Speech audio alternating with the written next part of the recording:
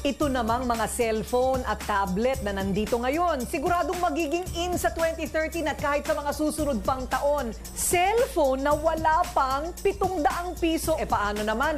Gawang Pinoy. At uso ang tablet ngayon, lalo sa kabataan. Hindi ba iba ang korte? 7 inches o 7 pulgada ang touchscreen. O hindi ba? O ayan ang nipis, o. Wala pang 4,000 pesos. Gawa ng Pinoy, afford ng Pinoy.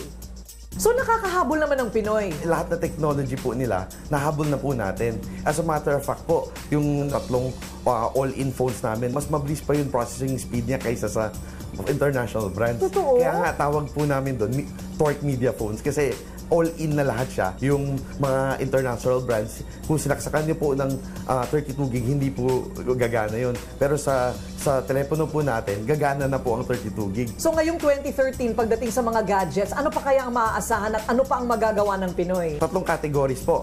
Sa unang category, mga mura po, is paliit ng paliit siya, pero yung features padagdag ng padagdag. Like E2, may Bluetooth na siya. Yung isang model namin, D9, may Bluetooth at camera na po siya. Yung isang model po namin, DTV20, meron na po siyang camera, may Bluetooth, may TV pa. Droids Race yung tablet po. Sa presyong 3,000 plus na, may Wi-Fi na siya. Tapos lahat ng mga negosyante or mga estudyante, pwede na magtrabaho or mag-aral doon. Kasi may PowerPoint, may Excel. Ito ang bago kong relo na sinasabing magiging in sa 2013, ang tinatawag na wristwatch cellphone. Imbis na naman na magdala ng malalaki at mamahaling mga telepono, mukhang mas lightweight, fashionable, in at madaling bitbitin, ligtas pa sa mga snatcher ang tinatawag na wristwatch cellphone.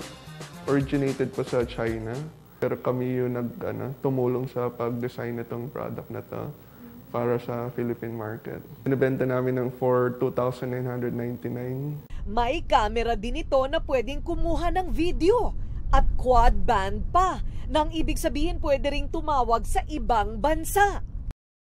Kaya din niya mag-play ng MP3, kaya din ng MP4, pwede din siyang lagyan ng mga micro SD card, kaya niyang play yung mga files mo.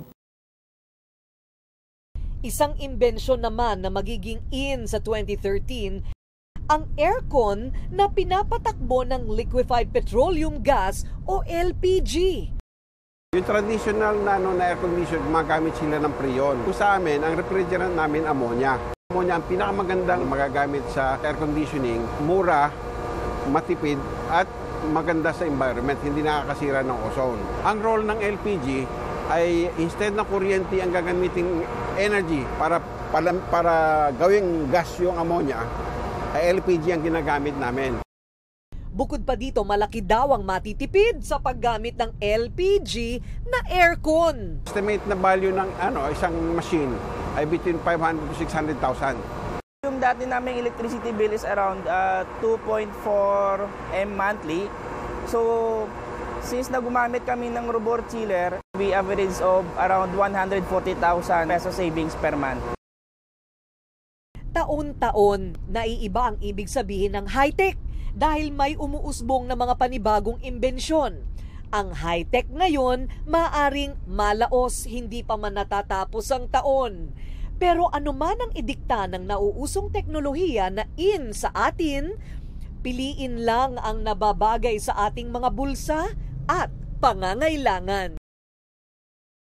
Magiging updated ka sa paborito mong artista sa pagbabalik yan ng Rated K.